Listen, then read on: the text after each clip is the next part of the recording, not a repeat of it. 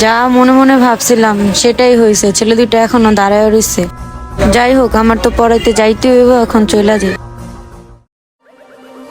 সুমন, ওই যে মাল লাইতেছে। আরে যার লেগে বইয়ের চাইতে চাইতে দে।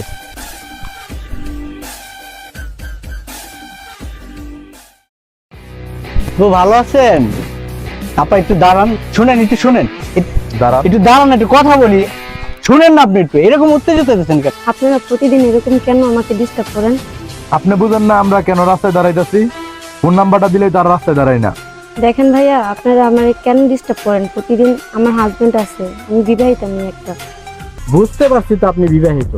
আরে নাম্বারটা দেন, ফ্রেন্ড হিসেবে তো কথা বলতে পারবো, তাই না? দেখেন, আপনি এরকম করেন না, কারণ আমি আপনাকে নাম্বার দিব না। রাস্তা তো সারমই, যেই পর্যন্ত নাম্বার না দিবেন ওই পর্যন্ত আমরা রাস্তায় ডিস্টার্বই করবো। ঠিকই কইছ, নাম্বারটা দিয়ে দেন, টাক করে চলে যান। দেন আপু, এরকম কেন করেন আমি বুঝতেছি না।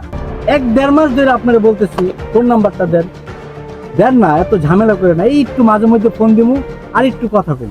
দেখেন, আপনারা যদি প্রতিদিন এরকম ডিস্টার্ব করেন, আমার হাজবেন্ডকে জানাতে বাধ্য হবো আমরা। আরে ম্যাডাম, ভালোভাবে কইতাছি, ফোন নাম্বারটা দেন। ম্যাডাম, আপনার হাজবেন্ডকে জানাবেন, এই এলাকাটা তো আমাদেরই। আপনি কি চান যে আপনার হাজবেন্ডকে একটু পানিশমেন্ট দেই? জাস্ট একটু আপনার ফ্রেন্ড হতে চাই, ফোন নাম্বারটা দেন, ট্রাই করে চলে যান। বুঝেন নাই? আমাদের সাথে ফ্রেন্ডশিপ করলে এলাকায় কি আপনাকে ডিস্টার্বই করবো না, সব ফ্রি সার্ভিস হয়ে যাবে। আরে আমার বউ না? তাই তো। হায় হায়, আমার বউর সাথে রাখারা ওরকম কেস।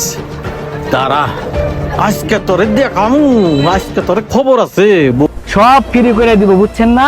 ডিশ বিল, ওয়াইফাই বিল সব ফ্রি করে দিব। শুধু আমাদের কন্ট্যাক্ট নাম্বারটা দেন, আমরা একটু ফ্রেন্ড হতে চাই আপনার।